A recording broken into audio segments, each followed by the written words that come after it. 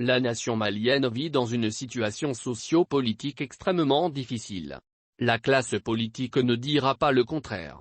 Au regard de cette situation qui prévaut, force est de constater qu'elle surprend plus d'un en se murant dans un silence abasourdissant. Cette attitude suggère un désintéressement des politiques de l'avenir du pays qui cherche sa voie pour figurer dans le concert des nations qui comptent.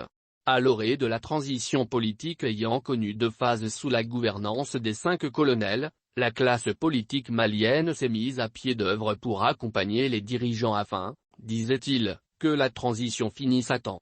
De ce fait, des espoirs ont été fondés sur l'organisation d'élections libres et transparentes qui devraient sanctionner la fin de la période transitoire.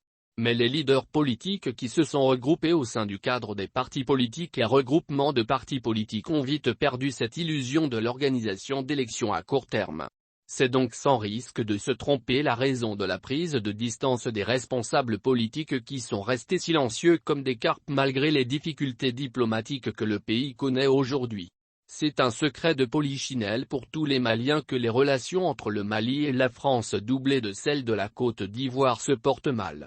Pour la République de Côte d'Ivoire, c'est à cause de l'arrestation des 49 soldats ivoiriens par les autorités de Bamako.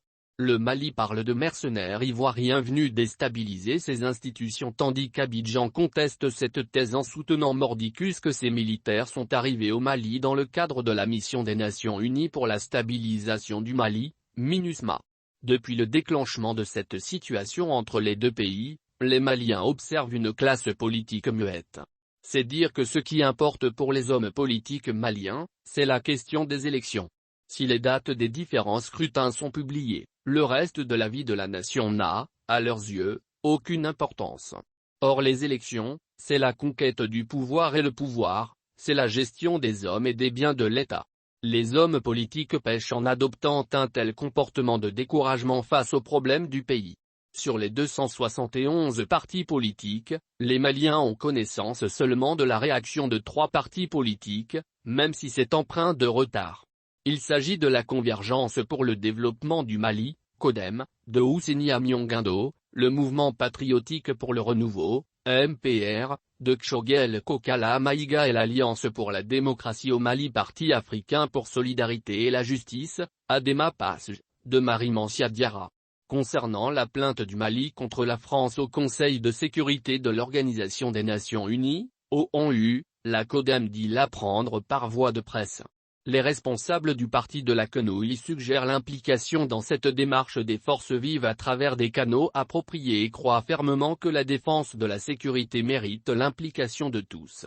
Mais, il faut noter que ces responsables de la CODEM, pour l'accompagnement des autorités en place, attendent d'être forts des éléments mis à leur disposition.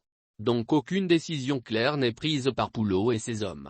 Dans une déclaration, les abeilles font savoir que malgré la montée en puissance de l'armée malienne, la situation sécuritaire du Mali reste préoccupante. Elle reste toujours solidaire aux autorités du Mali.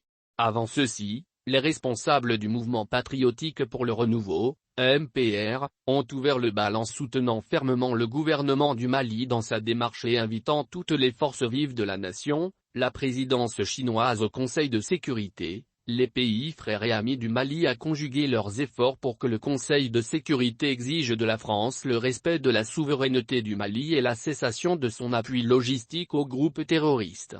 À part ces 3 formations politiques, aucun autre des 271 partis qui composent le landerneau politique malien n'a pipé mot sur la situation politique et sociale du pays. Aucun doigt ne s'est levé pour dénoncer quoi que ce soit.